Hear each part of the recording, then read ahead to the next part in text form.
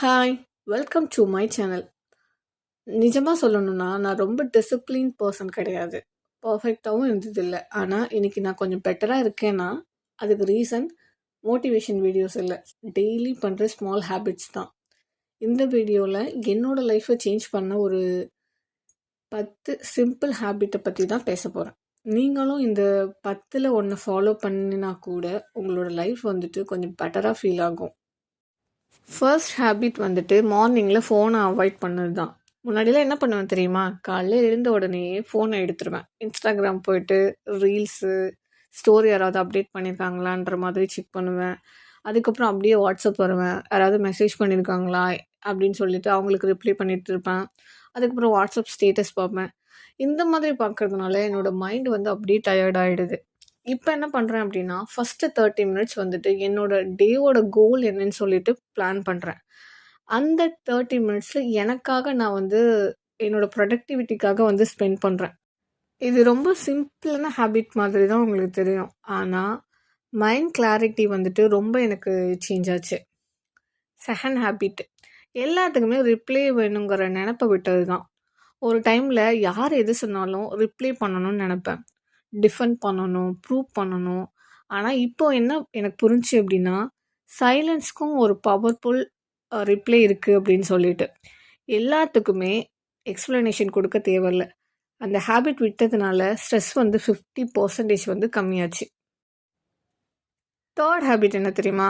Compare பண்ணுறது வந்துட்டு stop பண்ணது தான். இன்ஸ்டாகிராமில் வந்துட்டு ஃபோட்டோ பார்த்த உடனே அவங்க என்னை விட பெட்டராக இருக்காங்க, ஹாப்பியாக இருக்காங்க, அவங்க அவ்வளோ அச்சீவ் பண்ணியிருக்காங்க அப்படின்னு சொல்லி கம்பேர் பண்ணுறது வந்துட்டு சைலண்ட்டாக நம்மளோட கான்ஃபிடென்ஸை வந்து கில் பண்ணுற மாதிரி தான். இப்போ நான் எனக்கு சொல்லிக்கிறேன், அவங்க ஜேர்னி வேறு, என்னோட ஜேர்னி வேறு. நான் வந்து எஸ்டர்டே எப்படி இருந்தனோ அதை விட இன்னைக்கு வந்து பெட்டராக இருக்கேனா அப்படிங்கிற மாதிரி மட்டும்தான் நான் கம்பேர் பண்ணுறேனே. ஃபோர்த் ஹேபிட் என்ன தெரியுமா? டெய்லி வந்துட்டு செல்ஃப் டாக் பண்ணுறது. இது கொஞ்சம் ரொம்ப ஆடாக இருக்க மாதிரி இருக்கும், ஆனால் ரொம்ப பவர்ஃபுல். டெய்லி ஒரு 5 மினிட்ஸ் வந்துட்டு 5 to 10 மினிட்ஸ் நான் எனக்கு நானே பேசிப்பேன். என்ன வந்து மோட்டிவேட் பண்ணுற மாதிரி பேசிப்பேன். இது வந்து எக்ஸ்டர்னல் வேலிடேஷனை விட ரொம்ப ஸ்ட்ராங்காக ஒர்க் ஆகும். ஃபிஃப்த் ஹேபிட் என்ன தெரியுமா? நோ சொல்கிற பழக்கம். முன்னாடிலாம் எல்லாத்துக்குமே சொல்லுவேன். மற்றவங்களுக்கு ஹெல்ப் பண்ணுறதுனாலும் சரி, டைம் கொடுக்கறதுனாலும் சரி, அட்டென்ஷன் கொடுக்கறதும் எல்லாத்துக்குமே. ஆனால் ஃபைனலாக நான் மட்டும் டயர்ட் ஆகிடுவேன்.